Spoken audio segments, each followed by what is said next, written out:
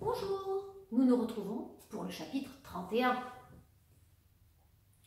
De longues minutes plus tard, après maints trébuchements de terreur de la part de Manu et de faiblesse de Marie, ils débouchèrent dans une petite clairière.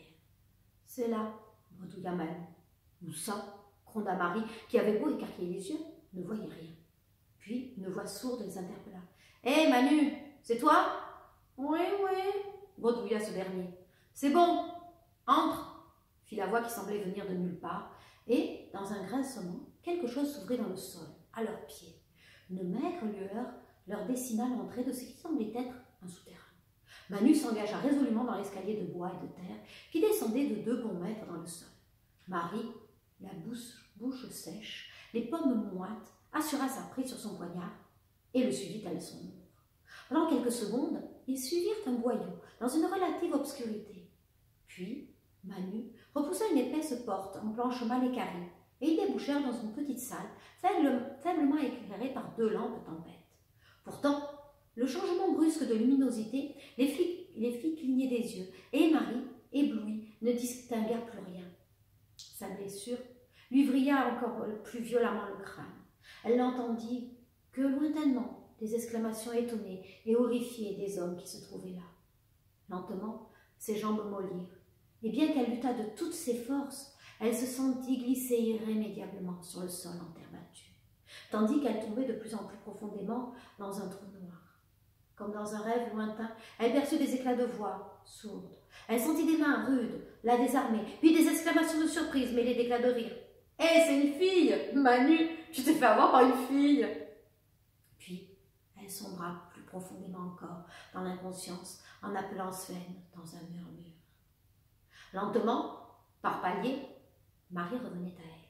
Elle ne savait pas combien de temps elle était demeurée ainsi dans des lames noires et opaques, mais cela devait faire un certain temps car son estomac protestait vivement.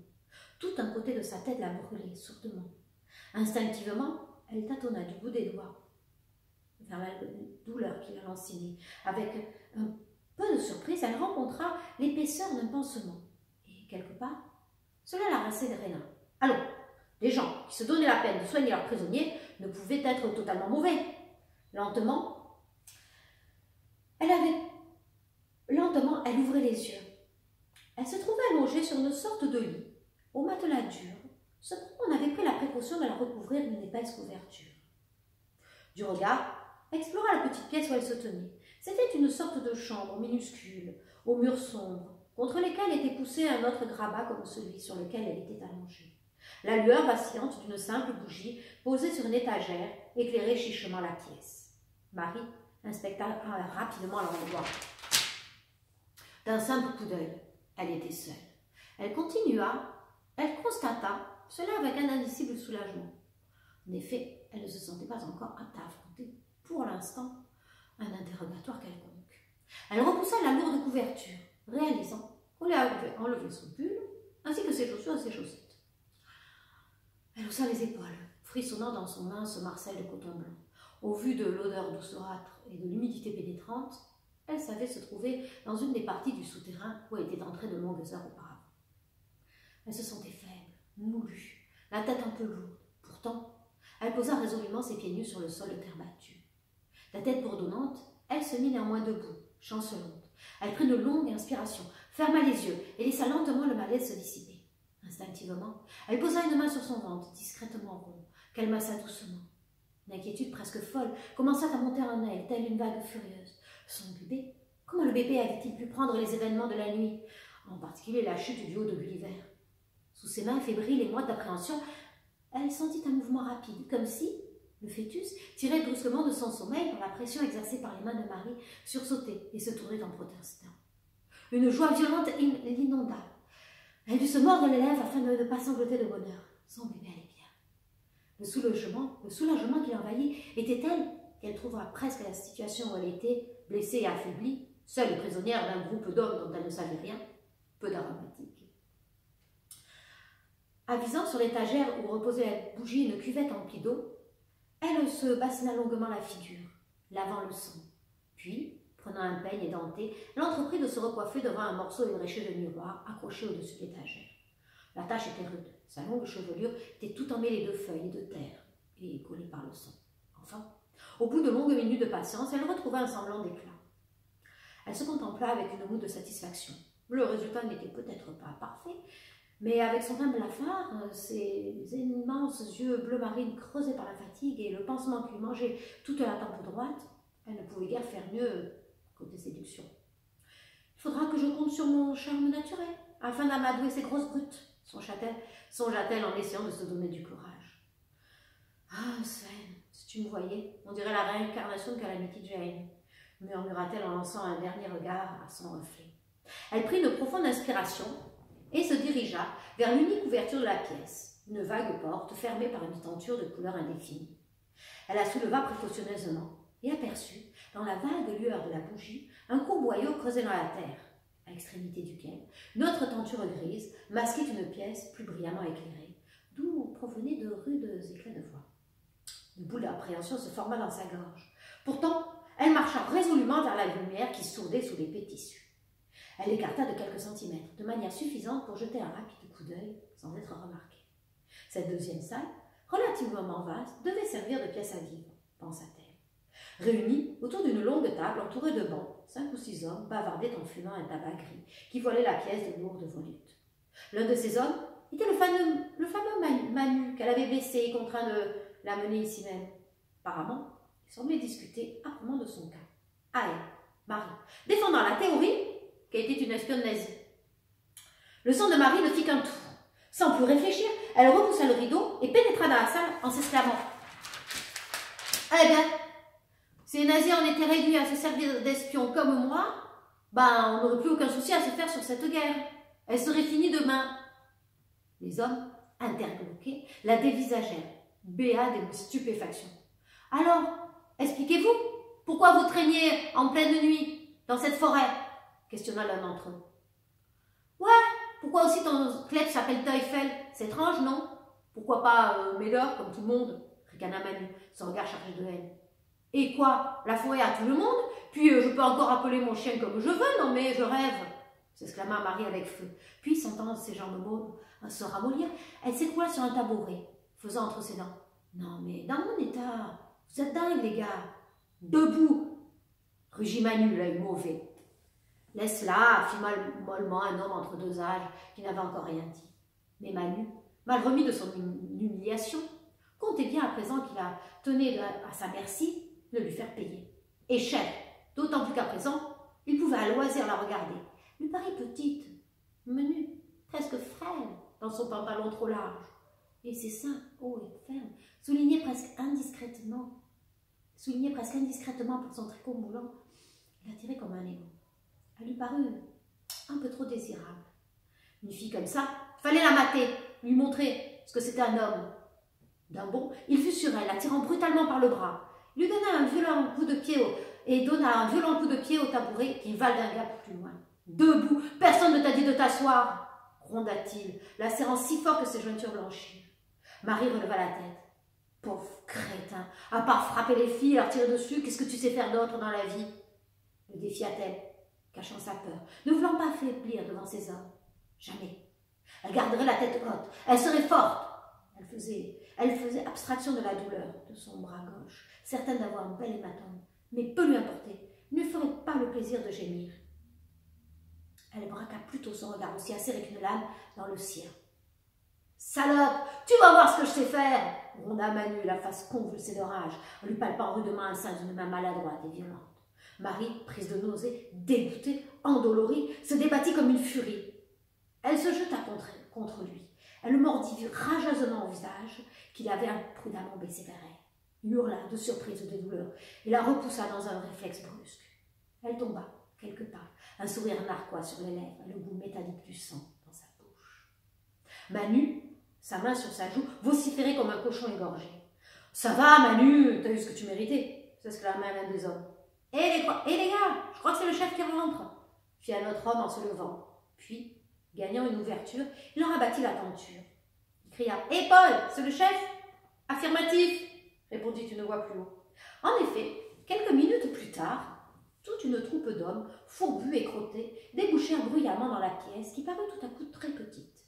Avec de visibles soulagements, ils se laissèrent choir sur les bancs, et celui qui paraissait être le cuistot s'affaira autour d'eux, leur servant une espèce de café brûlant, à l'odeur étrange, qui mit pourtant l'eau à la bouche de Marie, demeurée sagement assise à terre contre le mur où elle était tombée.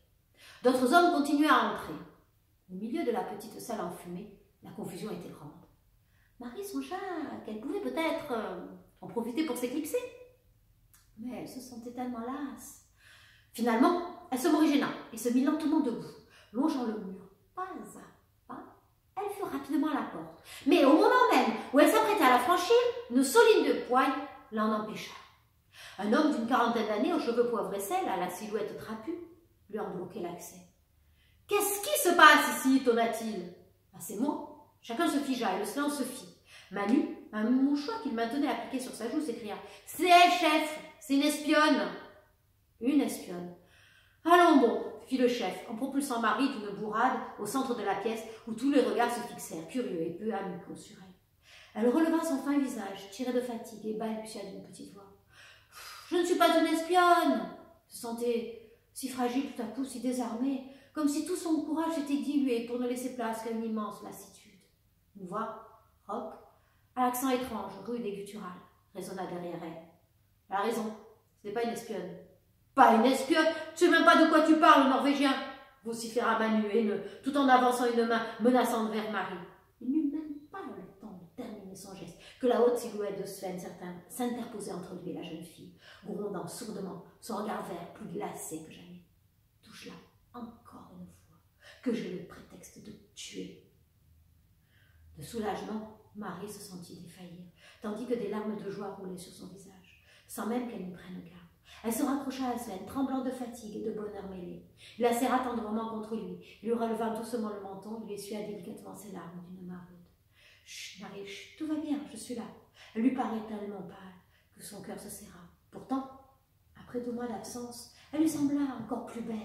Ses cheveux plus dorés, ses yeux plus profonds qu'une nuit d'été, tellement plus désirables que dans ses souvenirs. Son cœur battit plus fort. Il la serra contre lui, presque violemment, lui prenant les lèvres dans un baiser farouche, presque sauvage. Il retrouva avec ivresse le goût sucré de fleurs de sa bouche. « Bon, le Norvégien tâche de nous expliquer très vite ce qui se passe. Et qui c'est cette fille ?» s'exclama le chef qui ne savait trop quelle attitude adopter. Il était tout aussi interloqué que le reste de ses hommes. L'attitude de Valdemar, il s'était tous fait une image d'homme, de cet homme intelligent, froid, dur, sévère, ne rechignant devant aucune entreprise. Et même s'il était peu lion, contrairement à son ancienne ordonnance Hans, avec qui il le visait pourtant longuement dans leur langue latine. Alors même s'il s'était volontairement pas fait d'indéfectibles amitiés, chacun le respectait et nul n'aurait songé à le défier. De toute façon, sa taille hors du commun et sa science du combat aurait suffi à décourager toute velléité de discussion un peu vive avec lui. Cependant, personne ne l'aurait imaginé dans un rôle aussi tendre. Lentement, Sven releva la tête et lança un coup d'œil froid à l'homme qui commandait leur petit groupe. Marie, épuisée par trop d'événements, de douleur et de joie, tellement soulagée après tous ces mois d'incertitude, toutes ces nuits sans sommeil à le croire mort, qu'elle s'émerveillait de le sentir là, sous sa main, fort et vivant, s'enivrant de son odeur, les yeux fermés, la tête bourdonnante, les jambes molles. Elle ne pouvait plus songer à rien, simplement il était là, et rien d'autre ne comptait. Sans aucune réticence, elle se laissa asseoir par Sven sur la large table en bois grossier, autour de laquelle tous les maquisards, une bonne vingtaine d'hommes en tout, s'étaient réunis, la dévisageant avec étonnement, dans un calme relatif et un silence approximatif. Sven, sans accorder la moindre attention à ses compagnons, la força à boire une tasse de chaud café d'orge que Hans lui apporta. Marie, les jambes ballant dans le vide, une douleur lancinante lui vrillant le crâne, se sentit pourtant tout de suite mieux après avoir bu une gorgée du breuvage brûlant. Et presque tout à fait revigorée, une fois la tasse entièrement bue. D'un simple coup d'œil, elle embrassa l'assemblée masculine tout autour d'elle. Le chef s'adressant à elle, fit d'une voix coupante. « Qui êtes-vous, mademoiselle ?» Marie lui décocha un sourire désarmant et murmura. « Moi ? Certains de vos hommes pensent que je suis Matari, mais je risque de les décevoir. Je ne suis que Marie de Beaugency, fille du baron Philippe de Beaugency. » Ces paroles furent suivies d'un silence si épais qu'il en était presque palpable. Chacun, dans la région, connaissait la famille de Beaugency.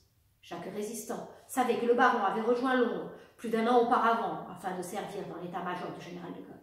« Comment savoir que vous dites la vérité ?» fit leur chef, rompant le lourd silence. Sven blêmit et serra les mâchoires. « Vous doutez d'elle, chef ?» Mais une simple pression de la main de Marie sur son bras le força à contenir la colère qui montait en lui. Croisant son regard, Marie parcourut d'éclairs violets et se calma. Marie se tourna à demi vers le chef, très rude, et le fixa droit dans les yeux. Elle fit d'une voix qui ne tremblait pas. « Je n'ai que ma parole et le sceau de mon père, que mon père m'a confié avant de s'envoler vers Londres. » D'un geste, elle ôta la lourde bague en or qu'elle portait à un doigt et lui tendit. « Vous auriez pu le voler ?»« Bien sûr, puis égorger toute la famille de Beaugency en commençant par la de Cadichon, » ironisa-t-elle, en commençant à perdre patience. « Chef, elle est bien Marie de Beaugency. J'ai passé presque 4 mois chez eux avec mon bataillon. C'est là que nous nous sommes connus, » fit Sven d'un ton brusque, rendu brutal par le son rauque de sa voix. « Écoutez, chef, on ne va pas discutailler de ça toute la journée, je suis fatiguée. Marie est fatiguée, et les gars eux aussi ont besoin de repos. Elle n'est pas une espionne si c'est ce que vous craignez. » « Alors, que faisait-elle en plein milieu de la nuit dans cette forêt ?» questionna la voix hargneuse de Manu. « Tais-toi, Manu !» coupa sèchement son chef.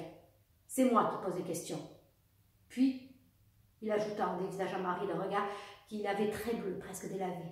« Oui, que faisiez-vous dans cette forêt ?» Marie haussa les épaules.